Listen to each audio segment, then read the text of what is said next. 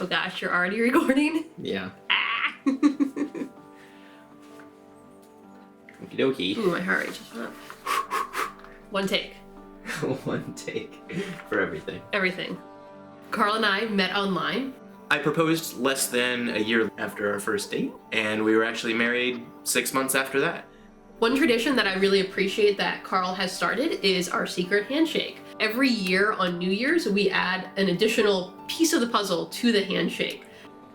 As far as who lives in our household, human-wise, it is just the two of us. We also do have two cats, Klondike and Denali.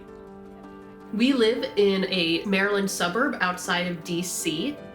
We purchased the house with the intent of staying for a while to raise our children. So we decided when we were looking for the house to look in really good school districts, to find a house with a large backyard, a large basement that is currently being taken over by the cats.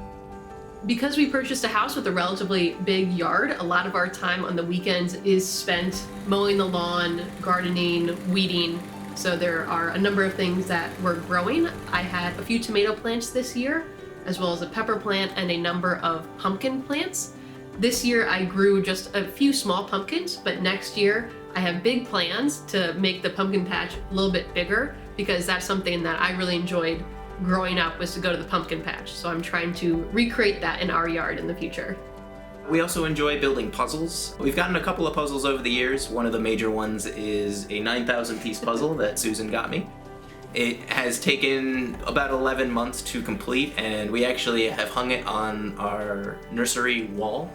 So trying to figure out how to engineer a 9,000 piece puzzle, gluing it, putting a proper backing on it, taping it all up on the wall was certainly an engineering project, but ultimately it's going to be there for a while.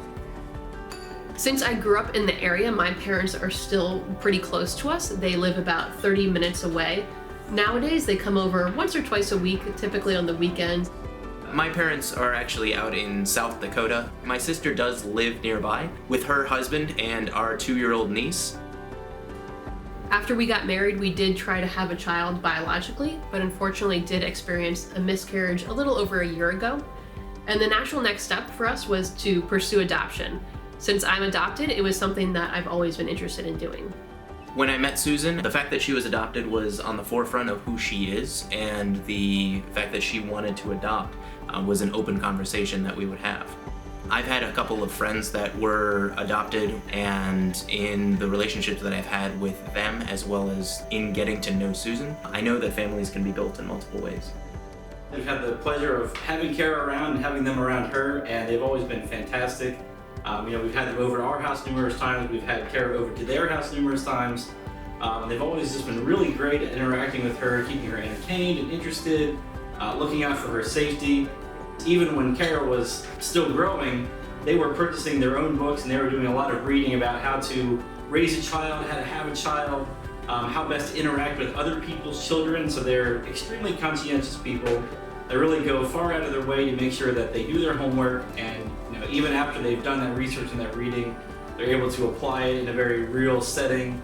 So I really think that they're both very interested and excited about becoming parents, and would both make excellent parents as well. We are an aunt and uncle, so we've changed a few diapers for our niece, but we definitely know that being a parent is going to be a lot more tough. There are going to be some ups and downs, but we're definitely ready for the ride.